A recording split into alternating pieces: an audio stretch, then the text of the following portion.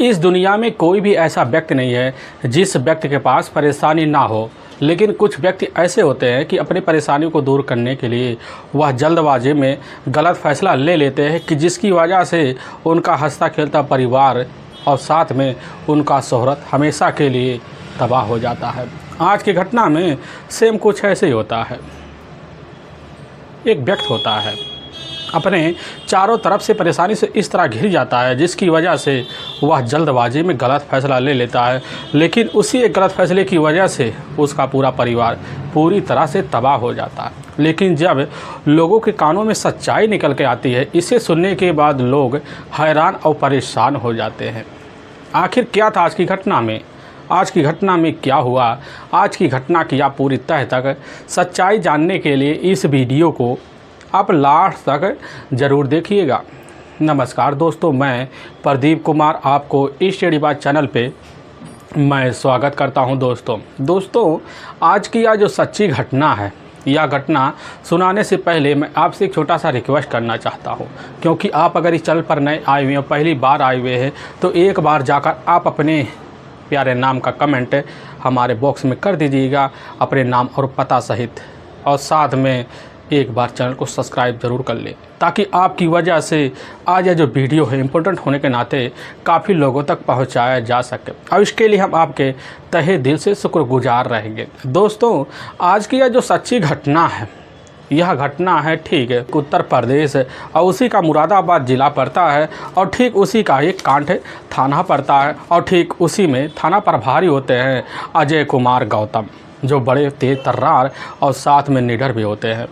तभी मैं बात कर रहा हूँ 18 सितंबर का, तो देर रात का टाइम होता है। तो इधर अजय कुमार जो गौतम होते हैं थाना प्रभारी मौके पर अपने कुछ पुरानी फाइलों को पलटकर वह जांच पड़ताल कर रहे होते हैं। तभी उनके पास एक अनजान व्यक्ति का फ़ोन आता है। अब उस फ़ोन को थाना प्रभारी अजय कुमार गौतम रिसीव करते हैं, तो पता चलता है कि जो फ़ोन करने वाला व्यक्ति होता है उसकी आवाज़ बड़ी हाँफने डाँपने वाली होती है।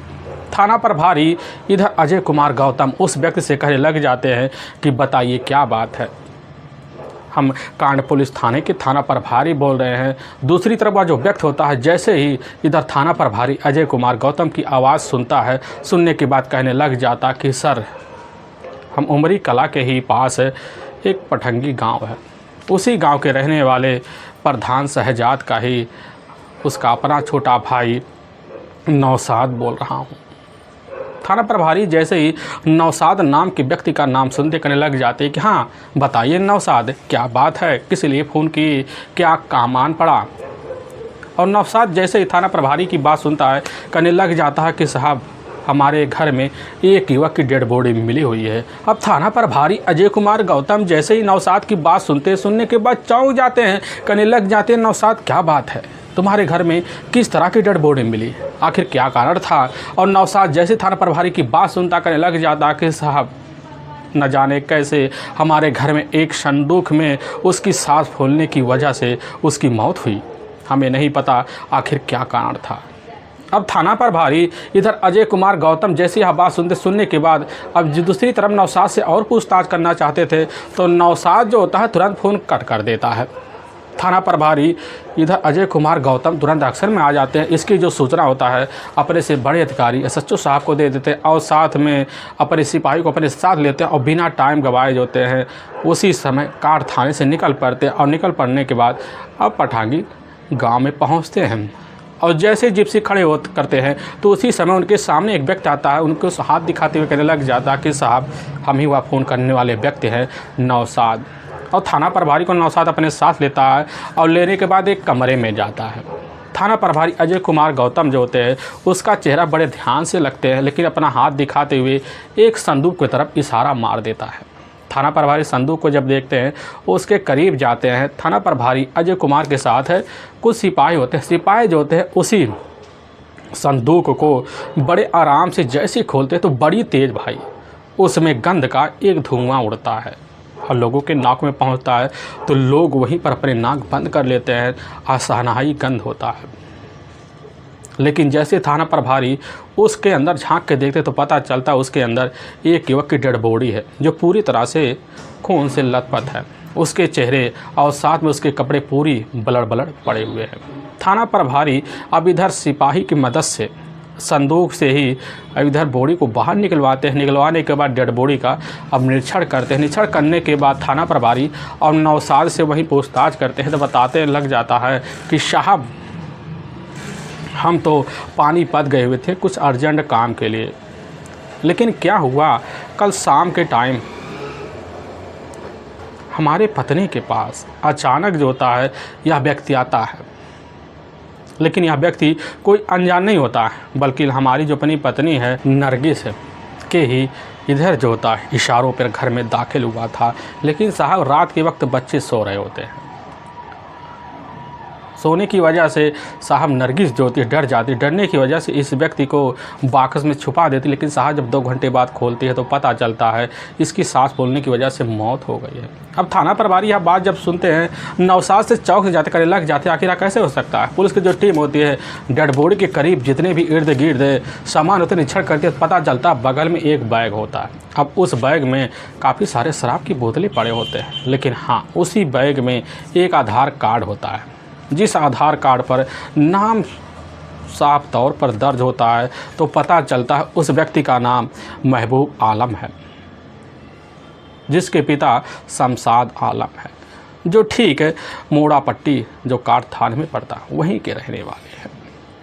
अब पुलिस को जैसे पता चलता है कि इस व्यक्ति का नाम महबूब आलम है तो पुलिस की जो टीम होती है अब उसी वक्त अब इधर जाकर सीधा का सीधा नौसाद से पूछने लग जाते कि आखिर यहाँ पर महबूब आलम आया कैसे। यह बात जब नौसाद सुनता करने लग जाते कि साहब इसके बारे में हमें नहीं पता है कि यहाँ पर नौसाद आने का कारण क्या हो सकता है।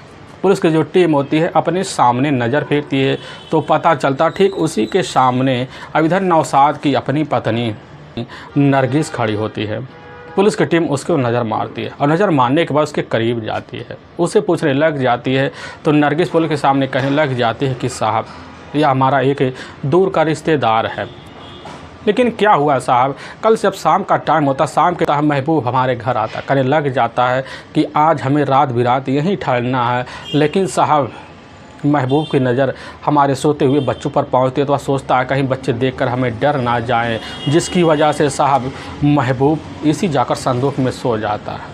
और 2 घंटे का वक्त बीत जाता तो पता चलता कि साहब हमारे जो बच्चे पूरी कड़ी में सो चुके हैं। तो हम जाते संदूक को खोलते हैं और देखते हैं पूरी तरह से मृत अवस्था में साहब महबूब उसी संदूक में पड़ा हुआ है। अब थाना प्रभारी यह बात नरगिस से सुनते हैं तो उनके कानों पर कतई यकीन नहीं होता है।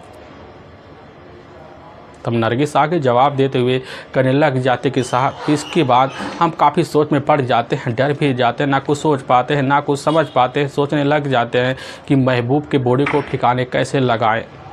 हमारा दिमाग भी उस समय या हसर देख कर काम करना बंद कर देता है, जिसकी वजह से साहब हम भोर के टाइम में ही अपने पति नौसाद के पास फ़ोन करते हैं। अब एक एक बात की जानकारी दे देते हैं।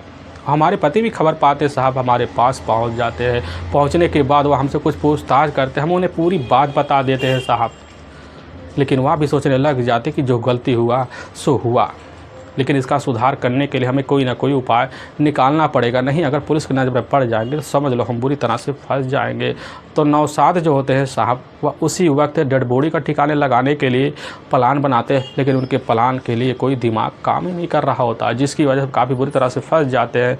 लेकिन साहब आज रात के वक्त आपके पास इस चीज़ की जानकारी फ़ोन के द्वारा दे चुके हैं। थाना प्रभारी यह बात अजय कुमार गौतम सुनते हैं। सुनने के बाद जो होता है इधर ना नौसाद की बात पर यकीन करते हैं और ना नरगिस की बात पर यकीन करते हैं। पूरी तरह से शंकाएं जमा हो जाती है। पुलिस की जो टीम होती है उधर जैसे ही महबूब का मोबाइल नंबर लेती है और लेने के बाद जैसे मोबाइल को हाथ में लेती है तो पता चलता है कि उसी मोबाइल पर किसी अनजान व्यक्ति का घंटी बज रहा है। पुलिस की टीम जैसे देखती तो पता चलता है कि उसी मोबाइल में ही इधर शमशाद नाम के किसी व्यक्ति का फ़ोन आ रहा है। पुलिस की टीम जैसे उसको कान पे लगाती है तो दूसरी तरफ से आवाज़ आता है कि बेटा अभी कहाँ रह गए, अभी तक क्यों घर नहीं आए। तो थाना प्रभारी जैसे आवाज़ सुनते कहने लग जाते हैं कि आपका बेटा कहाँ है। और शमशाद दूसरी तरफ कड़ी आवाज़ सुनते हैं, उनको शंका होने लग जाता है कि यह हमारे बेटे का आवाज़ नहीं है। शमशाद करने लग जाते हैं कि आप बता सकते हैं आप कहाँ से बोल रहे हैं, या तो हमारे बेटे का अपना मोबाइल है। थाना प्रभारी करने लग जाते हैं कि हम जोताकांड थाने के थाना प्रभारी अजय कुमार गौतम बोल रहे हैं। शमशाद जैसे यह बात सुनते हैं, नाम सुनते हैं, सुनने के बाद वह ना कुछ सोच पाते हैं ना कुछ समझ पाते हैं। उनके मन में अब शंकाएँ जन्मने लग जाती कि बस करो, हमारे बेटे के साथ कुछ ना कुछ अनहोनी हो चुकी है। थाना प्रभारी अजय कुमार गौतम शमशाद को एक बात की एक ही लफ्ज़ों में जवाब दे जाते। शमशाद समझ जाते और बिना टाइम गवाए जो होता है शमशाद अपने परिवार वालों को सूचना देते, अपने कुछ रिश्तेदारों को अपने साथ लेते हैं। और दूसरी तरफ से यहाँ के थाना प्रभारी जो होते हैं अब जाकर महबूब की बॉडी का वहीं पंचनामा भरते हैं। भरने के बाद उठाकर अपने ही नज़दीकी जो सरकारी अस्पताल होता है उसी में पोस्टमार्टम के लिए भिजवा दिया जाता है। भिजवाने के बाद वहाँ जितने भी लोग होते पुलिस की टीम उनसे कुछ पूछताछ करती है, अपने थाने लौटाती है। लेकिन जैसे ही अब सुबह का टाइम हो जाता पूरी तरह से, तो उसी वक्त जो होता है इधर जाकर शमशाद थाने में पहुंच जाते हैं। और जैसे ही पहुंचते हैं, पहुंचने के बाद जो होता है पूरी तरह से बयान देना शुरू कर देते हैं। अब पुलिस के सामने चौंकाने वाली बात रख देते हैं। पुलिस को यकीन हो जाता है कि बस करो, इसमें पूरी तरह से नरगिस का हाथ है। इसीलिए पुलिस की टीम जो होती है बिना टाइम गंवाए शमशाद के तहरीर पर सीधा का सीधा जो मुकदमा होता है वह जाकर नरगिस और साथ में उसका जो अपना पति होता है नौशाद, और साथ में नौशाद का ही एक अपना बड़ा भाई होता है जो गांव का प्रधान होता है शहजाद, और शहजाद का एक करीबी दोस्त होता है। पुलिस की टीम जो होती है बिना टाइम गंवाए इधर शमशाद के तहरीर पर चारे के ऊपर धारा 302 और 301 के तहत मुकदमा दर्ज कर लेती है। और पुलिस की टीम बिना टाइम गंवाए जो होती है इस केस को सुलझाने के लिए लग जाती है, क्योंकि पुलिस के पास अब काफ़ी सुराख लग चुके होते हैं। पुलिस की टीम जो होती है अब जाती है नरगिस और साथ में हुसैन को अपने कस्टडी में लेते और लेकर थाने पहुंच जाती है। और जैसे ही नौशाद और ठीक इधर नरगिस से पूछताछ किया जाता है तो नरगिस पुलिस को देखने के बाद समझ जाती है कि हमारी भलाई इसी में है कि हम जल्द पुलिस के सामने अपना गुनाह कबूल कर लें, जिसकी वजह से नरगिस पुलिस के सामने इधर बिना टाइम गंवाए जो होता है महबूब की हत्या का जुल्म कबूल कर ले। लेकिन जो पुलिस के सामने सच्चाई इसे सुनने के बाद पुलिस की जो टीम होती है बिना टाइम गंवाए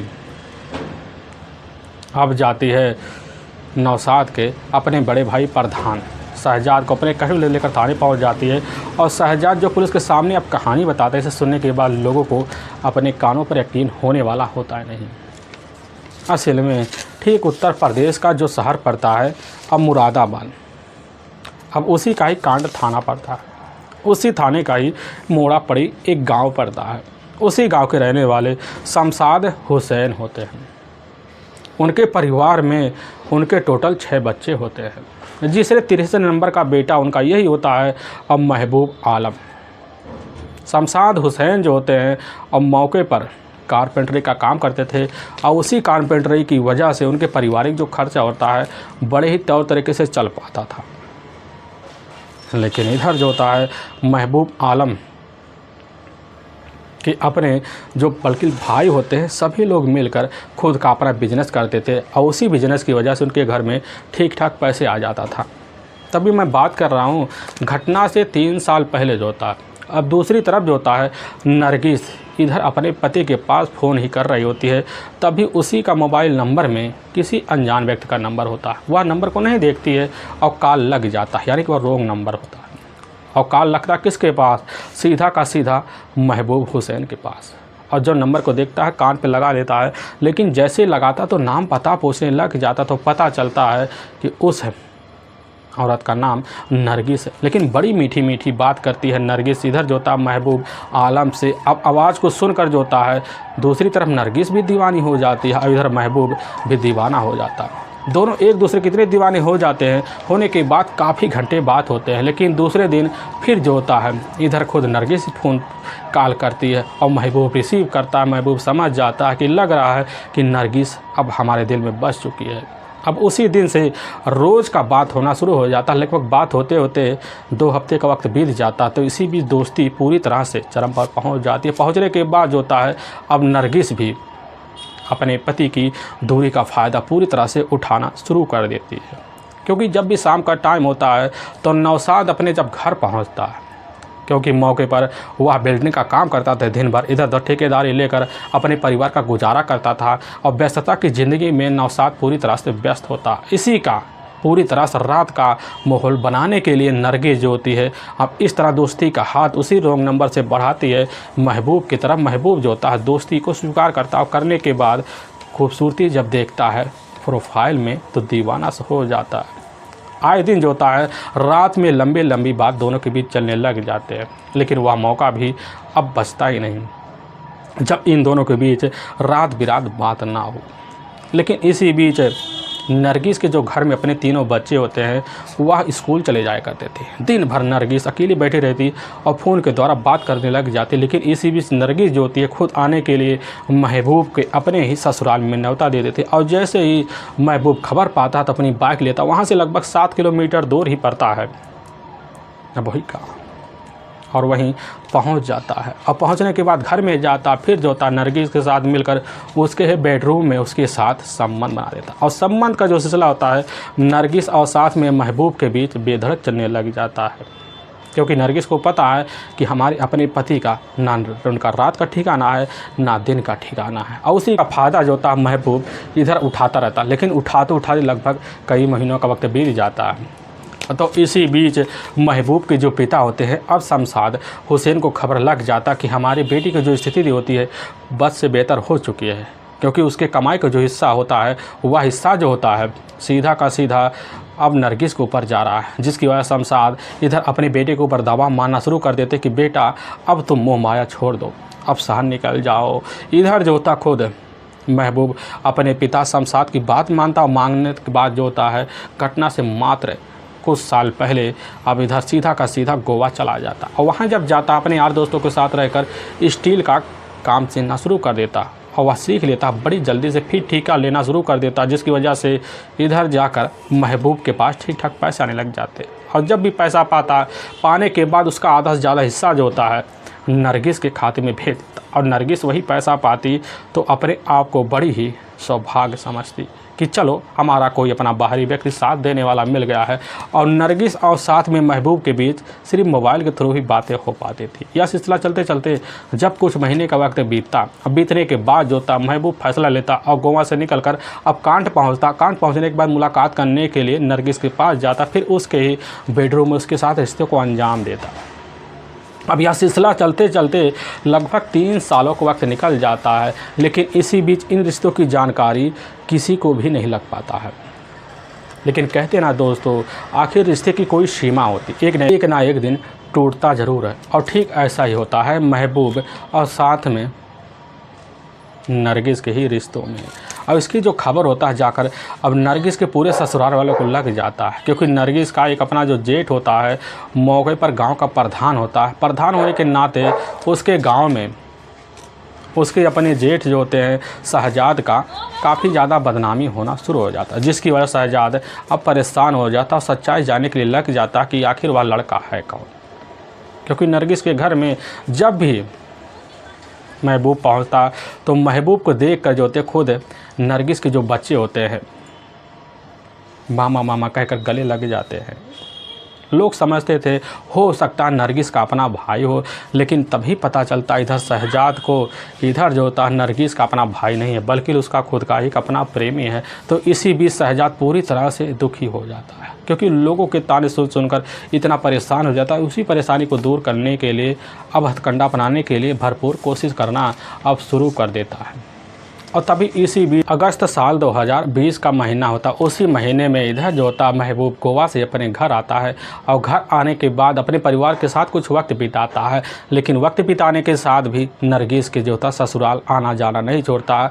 उसके बेडरूम में मिलकर उसकी तरह रिश्तों को अंजाम में देता। यह सिलसिला लगभग महीनों चलता है। महीनों चलने के बाद जो होता है इधर महबूब अपने परिवार वालों से इजाज़त लेकर दोबारा गोवा निकल जाता और गोवा निकलने के बाद मोबाइल के थ्रू नरगिस से इधर बात का सिलसिला बराबर चालू रहता है। और तभी जो होता है इधर महबूब के जो अपने पिता होते हैं मौके पर शमशाद अपनी बेटे के इस रवैये की जानकारी को जब रखता है तो वह भी सोचने लग जाते हैं कि अपने बेटे का अब पैर बांधना भी अनिवार्य है। तो उसी वक्त अपने बेटे अब महबूब के लिए अब लड़की की तलाशी करते हैं। तभी उन्हीं की नज़र में एक खूबसूरत लड़की मिल जाती है। इसकी खबर जो होता है दूसरी तरफ अब जाकर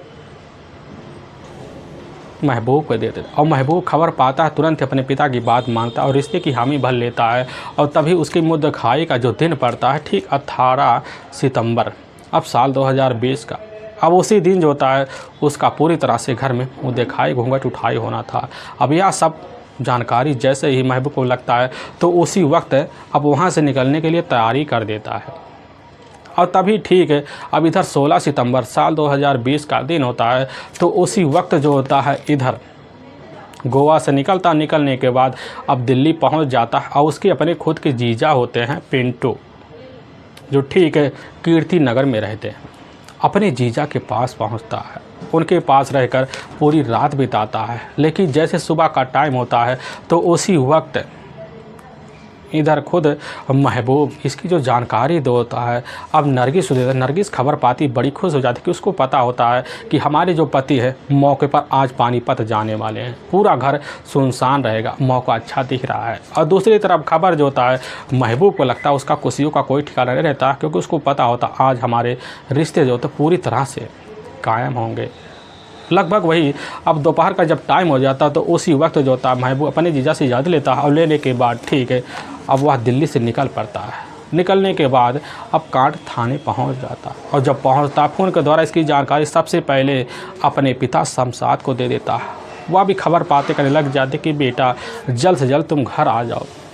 कहने लग जाता कि पिताजी हमें टाइम लगेगा, हो सकता है हम 4-5 घंटे में घर वापस अब ज़रूर लौट आएँ। लेकिन इधर अब रात का टाइम हो जाता। रात का टाइम होने की वजह से जो होता है अपना इरादा घर जाने का वहाँ बदल देता है और वहीं से फैसला लेता है इधर महबूब क्यों ना चला जाए नरगिस के पास। और फैसला लेते हुए तुरंत तैयारी कर लेता है और नरगिस को फ़ोन कर देता है। नरगिस खबर पाती है, अपने तीनों बच्चों को बेहतर तरीके से खिला पिला कर ले जाकर कड़ी नींद में सुला देती है। लेकिन जैसे ही खड़ी होती तो पता चलता दरवाजे पर किसी का पीटने का आवाज़ आ रहा है। दरवाजे पर जाती बड़े खुशी में चेहरा लेकर, जैसे ही खोलती तो पता चलता है उसके सामने महबूब खड़ा हुआ है। और महबूब को जैसे देखने के बाद अंदर लेती, फिर अपने बेडरूम में ले जाती है, फिर अपने रिश्ते कायम करना शुरू कर देती है। लेकिन दूसरी तरफ इसकी जो खबर होता अब जाकर नौशाद के अपने भाई शमशाद को खबर जब लगता है तो अब पूरी तरह से सनक रह जाता। वह उसी समय ठान लेता अब जो होता ना अब इधर महबूब को सबक सिखाना भी काफ़ी अनिवार्य बन गया है, क्योंकि हमारी इसी की वजह से गांव में काफ़ी ज़्यादा बदनामी हो रही है। तो उसी वक्त शमशाद का ही एक अपना काफ़ी गहरा दोस्त होता है दिलशाद के पास जाता, उसको भी अपनी बातों में उलझा लेता है और कुछ पैसे का लालच दे देता है। और दिलशाद जब खबर पाता तो उसी समय शमशाद की बात मान लेता और मानने के बाद ठीक है उसके ही प्लान में शामिल हो जाता। लेकिन जैसे ही अब रात का 11 बजे के आसपास का टाइम होता है तो उसी वक्त दिलशाद को अपने साथ लेता और लेने के बाद जो होता है शमशाद खुद अपने बहूर की घर में पहुंचता है और दरवाजे पर हाथ मारता, दरवाज़ा खुल जाता है और दरवाजे के अंदर जाता है। जैसे ही नरगिस के बेडरूम में घुसता है तो पता चलता है नरगिस और साथ में महबूब दोनों आपत्तिजनक स्थिति में पड़े हुए। इस नज़ारे को देखकर शमशाद और दिलशाद दोनों पूरी तरह से सहम से जाते हैं और वहीं पकड़ कर बेरहमी तरीके से महबूब का पिटाई करते हैं, जिसकी वजह से हमेशा के लिए महबूब वही मौत की नींद में सो जाता है। शमशाद जो होता है और वहीं पर तौर तरीके से नरगिस को समझाता बुझाता है और नाटक भरी कहानी बताने लग जाता है, जिसकी वजह से नरगिस समझ जाती है कि आगे हमें अब करना क्या है। लेकिन नरगिस को छोड़ छाड़कर शमशाद वहाँ से चला जाता है और नरगिस जो होती है काफ़ी बुरी स्थिति में अब फंस चुकी होती है कि आखिर जो होता है कैसे न तैसे कर इधर महबूब को बॉडी ठिकाने लगवाया जाए। काफ़ी कोशिश करते हैं लेकिन उसके नज़र में नहीं ठिकाने लग पाता कि आखिर बॉडी ठिकाने का तरीका क्या हो सकता है। सोच साल की परेशान हो जाती है कि जैसे रात का वही 4 बजे के आसपास टाइम क्रॉस करने वाला होता है तो उसी वक्त अपने पति के पास फ़ोन कर देते हैं, क्योंकि उसका अपना जो पति होता है मौके पर हरियाणा के पानीपत में होते हैं। वह भी खबर पाने के बाद सन्नस रह जाते, घर पहुंचते। उनकी जो अपनी पत्नी होती है यही उन्हें जानकारी देती है कि रात के वक्त हम जब सो रहे थे उसी वक्त महबूब आया हुआ था। कहने लग जाता कि हमें गांव जाना था और रात हो गया, इसी वजह से हम यहाँ पर आ गए और वहाँ पर तुरंत हमें परमिशन दे देते हैं, लेकिन बच्चे कहीं जग ना जाए, जिसकी वजह से खुद महबूब जाकर उसी संदूक में छुप जाते हैं। लेकिन इधर नौशाद अपनी पत्नी की बातों पर यकीन नहीं करता। उसके मन में शंकाएं उसी वक्त जन्म ले लेती है कि बस करो, हमारी पत्नी कुछ हमसे राज छुपा रही, जिसकी वजह से घबरा जाता है। लेकिन वह सोचने लग जाता है कि चलो अब जो हुआ सो हुआ, लेकिन बॉडी को ठिकाने लगाया जाए। काफ़ी कोशिश करता है, लेकिन उसके दिमाग में कोई आइडिया नहीं आता कि आखिर महबूब के बॉडी को ठिकाने किस तरह कैसे लगाया जाए ताकि इसमें अब हम लोगों का नाम ना आए। काफ़ी घंटे बीत जाते हैं, यहाँ तक कि 18 सितंबर साल 2020 का रात का आधा पहर हो जाता, तो उसी वक्त नौशाद फैसला बदल देता। बदलने की वजह की सूचना कांड पुलिस थाने में दे देता। थाना प्रभारी खबर पाते पहुंचते हैं, सारी कार्रवाई करते हैं, लेकिन पुलिस के सामने जो सच्चाई निकल के आती से सुनने के बाद लोगों के कलेजे थर्रा से जाते हैं। लेकिन दूसरी तरफ इधर महबूब के जो अपने पिता होते हैं, अब शहजाद जैसे ही खबर पाते कि हमारा बेटा अभी तक घर नहीं लौटा, तो अपने बेटे के मोबाइल नंबर पर वह कॉल भी करते हैं। ठीक वही 17 सितंबर साल 2020 के रात का लगभग 10 बजे के आसपास। लेकिन पता चलता है कि उसके मोबाइल पर कॉल जा रही है, लेकिन उठाने वाला कोई नहीं होता है, क्योंकि वह अपने और काम में व्यस्त होता है। लगभग कुछ घंटे फिर बीतते हैं, फिर इधर शहजाद अपने बेटे के मोबाइल पर कॉल करते हैं तो पता चलता बंद हो गया। काफ़ी कोशिश करते हैं, उनके मन में शंकाएं हो जाती है, अपने बेटे की तलाशी करने के लिए निकल जाते कि उनको पता होता कि हमारा बेटा कहाँ थाने के करीब तो पहुँच चुका था, लेकिन यहाँ आया कैसे नहीं, जिसकी वजह से काफ़ी लोगों को साथ लेते हैं और इधर शहजाद मिलकर अपने बेटे की तलाशी करते हैं, लेकिन तभी पता नहीं चलता। लेकिन जैसे ही दोबारा कॉल करते हैं खुद शहजाद, पता चलता कॉल को रिसीव थाना प्रभारी अजय कुमार गौतम करते हैं। जानकारी पूरी तरह से सनस रह जाते हैं। लेकिन वाकई में दोस्तों पुलिस के सामने जब यह सच्चाई जो होता खुद नरगिस की तरफ पर आती है, पुलिस की जो टीम होती है बिना टाइम गंवाए और नरगिस और साथ में दिलशाद और साथ में शहजाद को अपने कस्टडी में लेने के बाद ले जाकर वहाँ के कोर्ट में पेश कर देती और कोर्ट में इन तीनों के ऊपर काफ़ी गंभीर धारा में मुकदमा दर्ज करके ले जाकर हमेशा हमेशा के लिए जेल के सलाखों के पीछे डाल देते हैं। दोस्तों हमें इस घटना का सुनाने का जो उद्देश्य है, किसी के दिल को ठेस पहुंचाना नहीं, बल्कि आपको यह बताना आप जहां भी रहें आप सावधान और सतर्क जरूर रहे। दोस्तों हमारे कुछ ऐसे व्यूअर हैं जो हमारे वीडियो को लगातार वॉच करते हैं, जो ठीक है उत्तर प्रदेश का जाना माना शहर पड़ता है मुरादाबाद, वहाँ के डॉक्टर हरिओम यादव हैं, और साथ में मध्य प्रदेश का ही जाना माना शहर है उज्जैन, वहाँ के एलबी मिश्रा हैं, और साथ में राजस्थान के ही एक और हमारे ऐसे व्यूअर जो हमारे वीडियो को लगातार वॉच करते हैं, मदन लाल मेड़ा, जो खाने पहचाने हमारे व्यूअर हैं, और साथ में ऐसे कई व्यूअर हैं जिसमें दिनेश और दीपक और साथ में अजय और साथ में ललित मिश्रा है। हमारे ऐसे कई व्यूअर हैं जो हमारे वीडियो को लगातार वॉच करते हैं, लेकिन जिन व्यूअर का नाम नहीं ले सके अगले वीडियो में कमेंट में नाम होने के वजह से उनका नाम हम ज़रूर ले लेंगे। दोस्तों फिर मिलेंगे एक नए वीडियो के साथ, तब तक के लिए जय हिंद और जय भारत।